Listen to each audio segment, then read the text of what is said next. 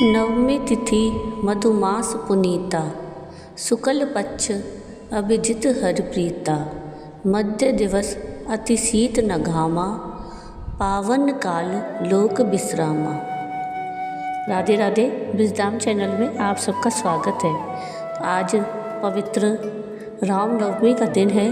तो आज हम रामनवमी के दिन भगवान श्री राम की जन्म की कथा सुनेंगे। अगर आपको मेरा ये वीडियो पसंद आए तो प्लीज़ इसको लाइक शेयर ज़रूर कीजिएगा और प्लीज़ मेरे चैनल को सब्सक्राइब कीजिएगा और कमेंट में राधे राधे जय श्री राम जरूर लिखिएगा। रामनवमी हर साल चैत्र मास के शुक्ल पक्ष की नवमी तिथि को मनाई जाती है। इस दिन भगवान श्री राम की पूजा की जाती है और उनके जन्म उत्सव का आयोजन किया जाता है। इस दिन चैत्र नवरात्र की नवमी तिथि माता सिद्धिदात्री की पूजा भी की जाती है। भगवान राम का जन्म त्रेता युग में धरती से नकारात्मक शक्तियों को खत्म करने के लिए हुआ था। भगवान राम ने माता कौशल्या की कोख से जन्म लिया था। कौशल्या राजा दशरथ की पत्नी थी। उन्होंने त्रेता युग में श्री राम को जन्म दिया। श्री राम भगवान विष्णु के 7वें अवतार माने जाते हैं। रामनवमी के शुभ अवसर पर अपने अपने घरों में भगवान राम की पूजा करने का खास महत्व होता है और इस दिन भगवान राम को पालने में झूला झुलाया जाता है और उनके प्रिय व्यंजनों का भोग लगाया जाता है। इस बार रामनवमी 6 अप्रैल को मनाई जाएगी। हिंदू पंचांग के अनुसार चैत्र महीने के शुक्ल पक्ष की नवमी तिथि 5 अप्रैल को शाम 7:26 पर शुरू होगी और यह तिथि अगले दिन 6 अप्रैल को शाम 7:22 पर समाप्त होगी। इसलिए पंचांग के अनुसार 6 अप्रैल को रामनवमी मनाई जाएगी। इस बार रामनवमी के दिन रवि पुष्य योग, सर्वार्थ सिद्धि योग और रवि योग पूरे दिन रहेगा। ऐसे में इस दिन आप किसी भी समय पूजा पाठ और अन्य शुभ कार्य कर सकते हैं। ऐसी मान्यताएं हैं कि चैत्र नवरात्र के 9वें दिन भगवान राम का जन्म हुआ, इसलिए इसे रामनवमी कहा जाता है। भगवान राम मध्य दोपहर में कर्क लग्न और पुनर्वसु नक्षत्र में जन्मे थे। इसलिए रामनवमी पर मध्य दोपहर में भगवान राम की पूजा अर्चना करनी चाहिए।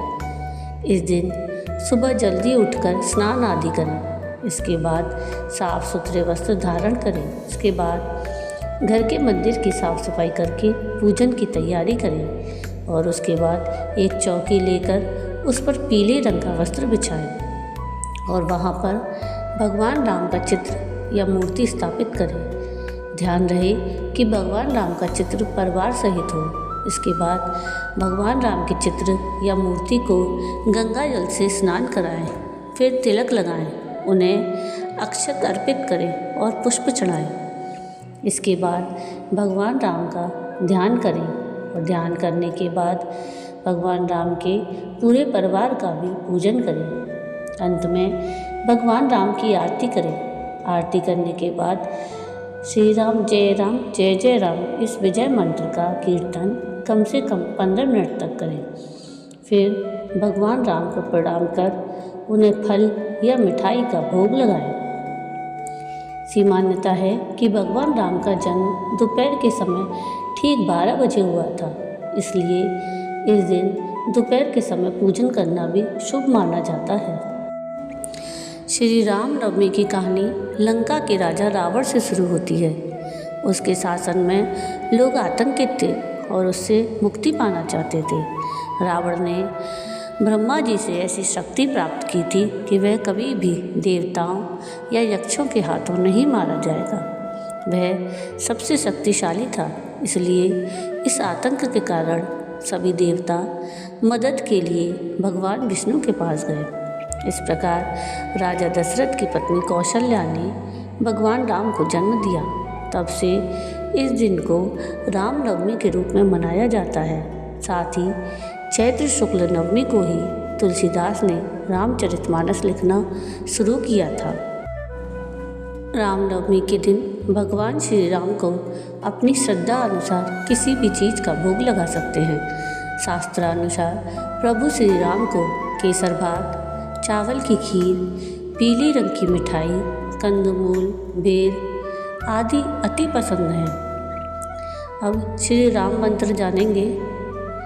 रामाय रामभद्राय रामचंद्राय वेद से, रघुनाथाय नाथाय सीताया पते नमः। ओम क्लीं नमो भगवते रामचंद्राय सकल जन वश्यकराय स्वाहा। श्री राम गायत्री मंत्र है। ओम दासरथये विद्महे सीता वल्लभाय धीमहि तन्नो राम प्रचोदयात्। अब हम रामनवमी की कथा सुनेंगे। पौराणिक कथाओं के अनुसार महाराज दशरथ को पुत्र की प्राप्ति नहीं हो रही थी। तब उन्होंने अपने गुरु महर्षि वशिष्ठ की मदद मांगी। तब महर्षि जी के कहने पर उन्होंने पुत्र प्राप्ति के लिए यज्ञ का आयोजन किया। इस यज्ञ से पहले महाराज दशरथ ने श्यामकर्ण घोड़े को चतुरंगणी सेना के साथ छोड़ने का आदेश जारी किया। महाराज दशरथ ने इस यज्ञ के लिए सभी प्रतापी मुनियों को आमंत्रित किया। जिस दिन इस महान यज्ञ का शुभारंभ होना था, उस दिन गुरु वशिष्ठ के साथ महाराज दशरथ के प्रिय मित्र, अंग प्रदेश के अधिपति, लोभपाद के दामाद श्रृंग ऋषि और अन्य आगंतुक भी यज्ञ मंडप पर पहुँचे। सभी के समक्ष यज्ञ का शुभारंभ हुआ। यज्ञ की समाप्ति पर महाराज दशरथ ने सभी ऋषि मुनियों और पंडितों को धन धान्य का दान कर प्रसन्न मन से अच्छे से विदा किया और वे यज्ञ से मिले प्रसाद को लेकर महल लौट आए। इसके बाद उन्होंने यह प्रसाद अपनी तीनों रानियों के बीच बांट दिया। यज्ञ में मिले प्रसाद के सेवन से तीनों रानियों ने गर्भ धारण किया। सबसे पहले माता कौशल्या को पुत्र की प्राप्ति हुई। रानी कौशल्या ने जिस बालक को जन्म दिया, उनके मुख पर तेज था और वह नील वर्ण थे। जो भी उस बालक को देखता मंत्रमुग्ध रह जाता। इस बालक का जन्म चैत्र महीने के शुक्ल पक्ष की 9वीं तिथि को हुआ था। ये बालक कोई और नहीं बल्कि प्रभु श्री राम थे। भगवान राम के जन्म के समय पुनर्वसु नक्षत्र के अंतर्गत शनि, रवि, शुक्र और बृहस्पति ग्रह अपने उच्च स्थान पर मौजूद थे। साथ ही कर्क लग्न का भी उदय हो रहा था। रामनवमी का पर्व हमें उनके जीवन मूल्यों को अपनाने और सदाचार के मार्ग पर चलने की प्रेरणा देता है। भगवान राम विष्णु के 7वें अवतार माने जाते हैं, जिन्होंने धरती पर अधर्म का नाश कर धर्म की स्थापना के लिए अवतार लिया। इस पावन अवसर पर भक्तजन रामचरितमानस और रामायण का पाठ करते हैं, राम कथा सुनते हैं और भक्ति संगीत में रम जाते हैं। कई स्थानों पर शोभा यात्राएं निकाली जाती हैं। तो ये थी रामनवमी विशेष राम जी की कथा। आपको ये वीडियो कैसा लगा मुझे कमेंट करके ज़रूर बताइएगा। और अगर आपको मेरा ये वीडियो पसंद आया हो तो प्लीज़ इसको लाइक शेयर ज़रूर कीजिएगा और प्लीज़ मेरे चैनल को सब्सक्राइब कीजिएगा। कमेंट में राधे राधे ज़रूर लिखिएगा। वीडियो पूरा देखने के लिए थैंक यू। राधे राधे। जय श्री राम।